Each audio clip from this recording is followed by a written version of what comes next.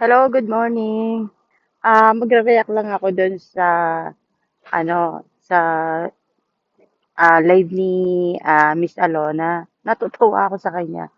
Kasi talagang sabagay, kanya-kanya nga tayo opinion. Legit naman yun lahat ng sinabi niya. Kasi yun yung mga naobserba natin at nakikita kay RT.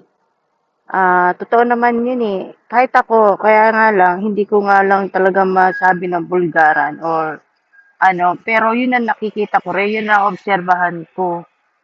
Mga panghuhusga niya sa kapwa niya, pagsasalita niya na hindi maganda sa mga nasa gobyerno. Eh ngayon, nasa gobyerno na siya, ngayon siya sinasabihan, nasasaktan siya. So, ganun lang yun eh. Kung ayaw mong gawin sa'yo, huwag mong gawin sa iba, di ba? Totoo naman yung sinabi ni Miss Alona.